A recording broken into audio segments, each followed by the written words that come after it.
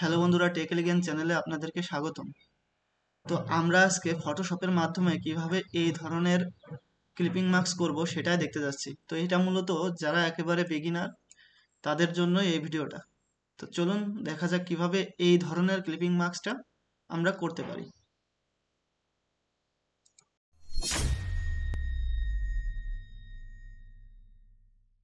আমাদের ফটোশপটা ওপেন করতে হবে। করার পরে ফাইলে যেয়ে এখান থেকে নিউ ফাইলে যেয়ে এখান থেকে আমরা আমাদের মতন করে সাইজটা নিয়ে নিব। তো এখানে 1080 আহ, 1920 বাই 1080 পিক্সেল রেখে এখানে 300 রেজুলেশন রেখে আমরা একটা পেজ নিয়ে নেব। তো এই পেজটা নেওয়ার পরে আমরা এখানে মূলত ক্লিপিং মার্কসটা করব। তো আমাদের তার জন্য প্রথমে এখান থেকে শেপ নিতে হবে। তো আমরা এখানে রেক্টেঙ্গুলার টুলটা নিলাম, নিয়ে এই ধরনের একটা শেপ নিয়ে নিলাম, নিয়ে এটার কর্নারটা একটু ঘুরিয়ে দিলাম, দিয়ে এখান থেকে যে কোনো একটা কালার নিয়ে নিলাম। সাপোজ আমি গ্রিন নিয়ে নিলাম। তো এটার একটা কপি করতে হবে, অল্টার ধরে এটাকে টান দিলেই কপি হয়ে যাবে। তো এই দুইটাকে আবার ধরবো, ধরে আবার অল্টার ধরে টান দিব।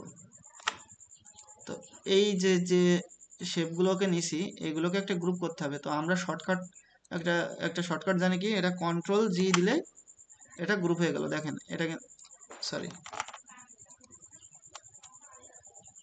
তো দেখেন এবার এটা কিন্তু গ্রুপ হয়ে গেছে। তো আমরা এবার এই গ্রুপটাকে ধরবো, কন্ট্রোল টি দিলে দেখেন একসাথেই সবকিছু হচ্ছে। তো এবার আমাদের কাজ হচ্ছে এখান থেকে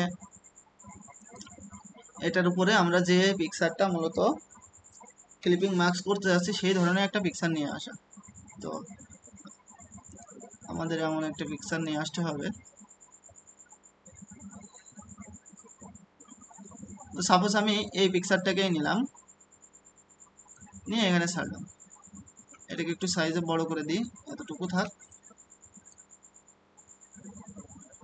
ওকে, এইবার এটাকে আমরা ক্লিপিং মার্কস করলাম।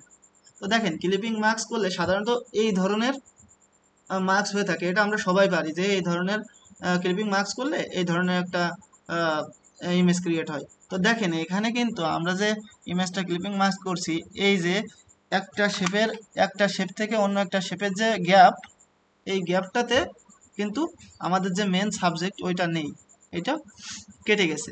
তো আমরা কি করে এই সাবজেক্টটাকে উপরে আনবো?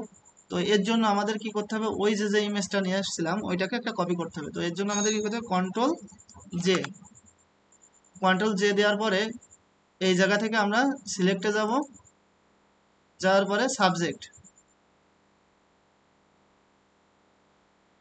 তো দেখেন এই ধরনের সাবজেক্টটা যখন সিলেক্ট হয়ে যাবে তখন এখান থেকে আপনারা নেবেন হচ্ছে সিলেকশন টুলটা। তো নিয়ে এখান থেকে আস্তে করে আপনারা একটু জুম করে নেবেন দরকার হয়, নিয়ে এই পুরো লাঠিটাকে সিলেক্ট করে নিতে হবে।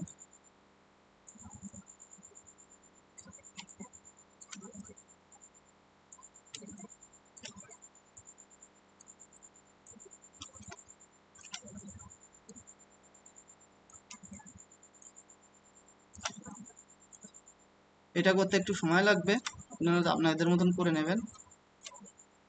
তারপর আবার অল্টার ধরে এটা নিচে থেকে টান দিবেন।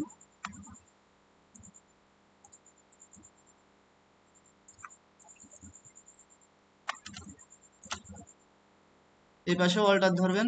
এই দেখেন এবার আমাদের পুরো সাবজেক্টটা কিন্তু সিলেক্ট হয়ে গেছে। আমাদের কি করতে হবে, এবার মার্কসে ক্লিক করতে হবে। করার পরে এই লেয়ারটা আর এর নিচের যে লেয়ারটা, এই দুইটাকে ধরে রাইট ক্লিক করে এখান থেকে লিঙ্ক লেয়ার করে দিতে হবে। তো এবার দেখেন আমাদের কিন্তু এটা লিঙ্ক হয়ে গেছে। আমি মুভ টুল নিয়ে যখনই এই উপরে সাবজেক্টটাকে সরাবো, দেখেন পাশাপাশি ব্যাকগ্রাউন্ডটাও কিন্তু সরতেছে।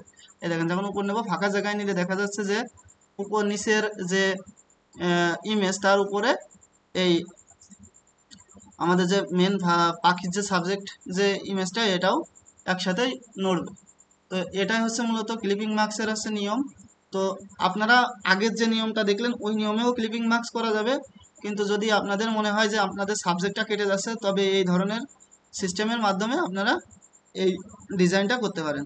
তো আজকের ভিডিও এই পর্যন্তই। যদি ভিডিওটা ভালো লেগে থাকে তবে অবশ্যই সাবস্ক্রাইব করবেন এবং আপনাদের যারা এই ধরনের ভিডিও দেখার জন্য আগ্রহী তাদের কাছে শেয়ার করবেন।